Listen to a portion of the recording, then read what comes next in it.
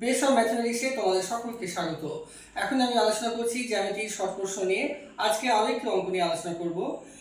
এখানে A B C D একটি সামান্তরিক। এই সামান্তরিকের কোণ এ এবং কোণ বি এর অনুপাত দেওয়া আছে 3:2। এবার প্রশ্নে বলা হয়েছে প্রত্যেকটি কোণের মান কত হবে।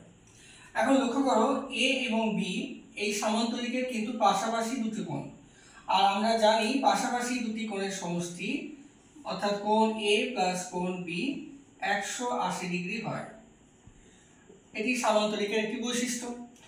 তার মানে দুটো কোণের সমষ্টি বলা হয়েছে, আবার দুটো কোণের অনুপাত দেওয়া হয়েছে।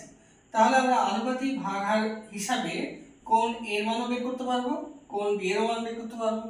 তাহলে আমাদের কোণ এর মান হবে 180 ডিগ্রি ইন্টু, আচ্ছা এ হচ্ছে তোমার 3, তাহলে আনুপাতিক ভাগহার কত হবে 3/5। তাহলে 5 দিয়ে কেটে দাও, 36 ডিগ্রি হবে। 36 কে 3 দিয়ে হলে 108 ডিগ্রি। এভাবে আমরা কোণ এর মান পেলাম 108 ডিগ্রি। কোণ বি এর মান কত হবে, এ আর বি এর যোগফল তো 180, তাহলে কোণ বি হবে 180 ডিগ্রি মাইনাস 108 ডিগ্রি, তাহলে হচ্ছে 72 ডিগ্রি।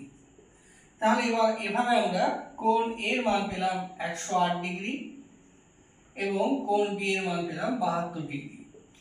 এবার সামান্তরিকের তোমরা আরো একটি বৈশিষ্ট্য জানো যে সামান্তরিকের বিপরীত কোণগুলো সমান হয়। তাহলে কোণ এ এবং কোণ সি সমান হবে, অর্থাৎ কোণ এ যদি 108 হয় তাহলে কোণ সি হবে 108 ডিগ্রি।